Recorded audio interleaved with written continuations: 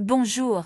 En Côte d'Ivoire, quel a été le rôle de la Cour constitutionnelle lors des élections présidentielles de 2010, comparé à celles de 2015 et 2020? Certains estiment que le président Alassane Ouattara a accepté le verdict de la Cour constitutionnelle en 2010 parce que cela l'a porté au pouvoir, mais qu'il aurait ensuite violé la Constitution pour s'y maintenir, notamment en briguant un troisième mandat en 2020. Cet argument est rejeté par le professeur Anse Banga, qui affirme que les circonstances de 2010 étaient fondamentalement différentes de celles de 2020. Nous vous invitons à suivre le débat, puis à consulter la VAR à la fin de la vidéo pour vérifier les arguments avancés par le professeur Banga.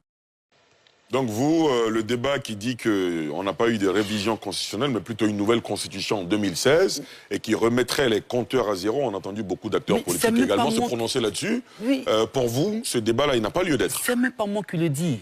Et je vais encore paraphraser mon frère Yacouba Doumbia, qui dit que dans ce pays, il faut que les gens apprennent à assumer leurs responsabilités. Quand un ministre de la Justice se retrouve devant un Parlement et dit de façon technique, il est impossible pour le chef de l'État d'être candidat à un troisième mandat, et qu'on vient nous dire après qu'il s'amusait et plaisantait, mais attends, vous voulez comprendre ça comment? Quand le site de la présidence de la République dit, dans une attitude très dolosive, donc nocive, est-ce que cette troisième République permet que le chef de l'État puisse remplir un troisième mandat? Et ils écrivent en gros caractère non, et on vient nous dire que non, il plaisantait, il ne savait pas ce qu'il disait, et que vers la fin, c'est le Conseil constitutionnel qui doit trancher. OK, mais ils ont la mémoire courte. Monsieur Ali, en 2010, le Conseil constitutionnel a tranché. Il se trouve des gens qui viennent dire non, en 2010, ils ont barré 13 départements, ils ont barré 7 départements.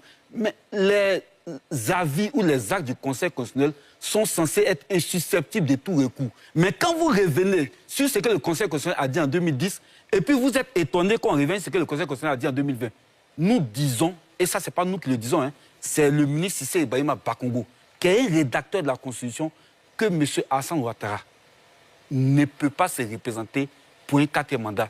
Maintenant, qu'ils veulent violer la Constitution, c'est leur droit. Mais il est de notre devoir, dans une posture de principe, de dire ça, c'est un viol de la Constitution, ils ne sont pas d'accord. C'est ce que nous faisons. Ali, s'il te plaît. C'est ce que nous faisons tout simplement. Alors nous ne sommes pas d'accord pour un quatrième mandat. Nous ne sommes pas d'accord pour un quatrième mandat qui est un énième viol de la Constitution. Mais nous ne sommes pas surpris que le RHDP demande que le président Alassane Ouattara viole la Constitution. Je l'ai dit tout à l'heure, la direction du RHDP elle-même est folklose. Et les arguments qui sont avancés ici, c'est qu'il y avait la CAN, donc ils ne pouvaient pas se conformer à la loi. Mais ils sont toujours dans des prétextes pour ne pas se conformer à la loi. Ils sont toujours dans des arguments pour ne pas se conformer strictement à la loi. Nous demandons qu'un État se gère avec la loi, qui respecte la loi tout simplement. Allez, moi, ça sera ma dernière intervention sur le sujet. Après, j'en parle même plus. Je pense qu'il faut arrêter de... Tu sais, on a des jeunes frères, des gens qui regardent cette émission, hein, qui ont envie de comprendre, qui ont envie de connaître. Donc, on ne peut pas dire des choses qui ne sont pas vraies. La légalité, là, dans tous les pays du monde, elle est donnée pas par le site de la présidence de la République, pas par le ministre de la Justice, pas par le président de la République. C'est ça qui est important. On parle ici de légalité. Est-ce qu'il en a le droit? Ce n'est pas le ministre de la Justice qui donne le droit constitutionnel. Ce n'est pas le site de la présidence.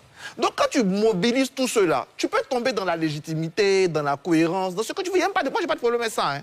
Mais dans la légalité seulement, tu ne peux pas tomber dedans. Parce que la personne, que nous tous, parce que quand on parle de respect de la Constitution, c'est respecter les institutions du pays et leurs prérogatives. Et l'institution qui est chargée de donner la légalité, c'est le Conseil constitutionnel. Voilà pourquoi je dis à Dr Yoboué qu'il a tranché. Il n'y a pas deux façons de trancher. On lui a posé la question. Est-ce que Alassane Ouattara peut être candidat? Lui, il dit oui, il n'a pas tranché, mais il a tranché. Donc juridiquement, légalement, c'est fini. Maintenant, l'arnaque dans laquelle cela veut nous mettre, c'est l'arnaque de 2010. Il y a deux choses qu'il faut retenir en 2010. Première chose, je l'ai dit et je le répète pour la dernière fois, je ne reviens plus là-dessus. En 2010, on était en crise. Et en 2008, Laurent Gbagbo lui-même a signé l'accord de Pretoria dans lequel on a invité la communauté internationale à gérer notre crise. On lui a donné un pouvoir qui fait qu'on a le pouvoir d'être au-dessus de notre Conseil constitutionnel sur l'élection. C'est pour ça que quand la CEI a fini, le Conseil constitutionnel a fini, on est parti vers le suprême à qui on a donné ce pouvoir. qui est la certification. Et elle a dit ce qu'on a retenu. Et d'ailleurs, vous voyez, on ne s'est pas arrêté à ça. Quand le choix a fini, là, on a même rappelé le Conseil constitutionnel pour venir donner la légalité. On ne s'est pas arrêté à ça. On aurait pu dire c'est fini. Mais on dit non. Malgré ça, Yaoundé vient. Il est venu dire qu'il était possédé. Dieu merci, on l'a délivré, donc il a redonné la légalité. Mais chose plus grave, sur lesquelles on va savoir, dans une république, le suprême, c'est le peuple. Le Conseil constitutionnel, là, il ne peut pas prendre de décision contre le peuple. Le peuple s'est exprimé. Il a voté.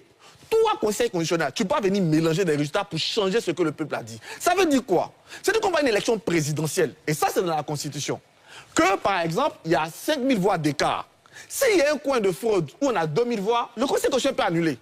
Parce que les 2000 voix ne changent pas. Mais si en annulant, on passe à 6000 voix, il n'a pas le droit d'être au-dessus du peuple. Tout ce qu'il peut faire là, c'est réconvoquer le peuple. Yaoundé ne peut pas se permettre, parce qu'il est Conseil constitutionnel, de dire le peuple a choisi Ouattara, mais moi, Yaoundé, parce qu'il y a ça ici, j'annule, et puis je mets un nouveau. Il dépasse ses prérogatives. C'est important. Donc, il faut arrêter d'enfumer les Ivoiriens. En 2010, on était tous là. Ce que je dis là, c'est factuel. Tout Ivoirien qui a vécu ça le sait. Vous avez perdu. Et comme d'habitude, je dis le peuple il perd toujours. Et à chaque fois, en 2010, on n'a pas pu. On ne peut pas l'accepter parce que la communauté internationale était la veille. Mais le Conseil constitutionnel ne peut pas prendre une décision au-dessus du peuple. Il ne peut pas venir dire que le peuple a choisi et plus la gagner. Ce n'est pas possible. Donc arrêtez d'enfumer les gens. La question Ouattara, elle est tranchée. Mais on va la reposer en 2025. Puisqu'en 2025, là, il ne va pas y déposer ce dossier encore, non? Et puis le Conseil constitutionnel va trancher encore. Et ils vont retrancher. Je ne vois pas comment ils vont faire ce qui est différent de 2020. Arrêtez d'enfumer les Ivoiriens. Moi, je pense que le débat sur Ouattara, sa candidature. Voilà, c'est bon, ça va. D'accord, très bien. Docteur Ewusu. 5 mois après la crise post-électorale, le président du Conseil constitutionnel rend un nouvel arrêt. Ce jeudi, le docteur Alassane Ouattara est reconnu vainqueur de l'élection présidentielle du 28 novembre dernier, donc président de la République de Côte d'Ivoire. Déclaration faite par Paul Yaoundé en présence des autres membres du Conseil constitutionnel et du ministre de la Justice, Maître Ahoussou Jano. Considérant que lors de sa 259e réunion du Conseil de paix et de sécurité, tenue le 28 janvier 2011 à Addis Abeba, Éthiopie, l'Union africaine a décidé de la mise en place d'un groupe de haut niveau présidé par le président de la République islamique de Mauritanie et comprenant les chefs d'État d'Afrique du Sud, du Burkina Faso, de la Tanzanie et du Tchad. Considérant que ce groupe de haut niveau avait pour mission d'évaluer la situation en Côte d'Ivoire et de formuler, sur la base des décisions pertinentes de l'Union africaine et de la communauté économique des États de l'Afrique de l'Ouest, une solution politique qui sera contraignante pour toutes les parties ivoiriennes. Qu'ainsi, lors de sa 265e réunion en date du 10 mars 2011, le Conseil de paix et de sécurité de l'Union africaine a entériné les résultats des travaux et investigations du groupe de haut niveau qui a réaffirmé la victoire de M. Alassane Ouattara au scrutin présidentiel du 28 novembre 2010 et demandé le départ de M. Laurent Gbagbo. Considérant qu'il convient de rappeler qu'au terme des dispositions du paragraphe 6C de la 259e réunion susvisée, que les conclusions du groupe de haut niveau de l'Union africaine pour le règlement de la crise en Côte d'Ivoire, telles qu'elles seront entérinées par le Conseil de paix et de sécurité, seront contraignantes pour toutes les parties ivoiriennes avec lesquelles elles auront été négociées. Considérant que le Conseil de paix et de sécurité, en sa 270e réunion tenue le 5 avril 2011, a reconduit ses précédentes décisions sur la Côte d'Ivoire, à savoir celles issues de ses 259e et 265e réunions tenues respectivement les 28 janvier et 10 mars 2011 et reconnu M. Alassane Ouattara comme le président de la République de Côte d'Ivoire. Décide. Article 1er.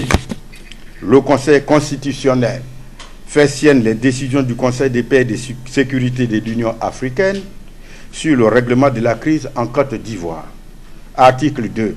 Proclame M. Alassane Ouattara président de la République de Côte d'Ivoire. Article 3.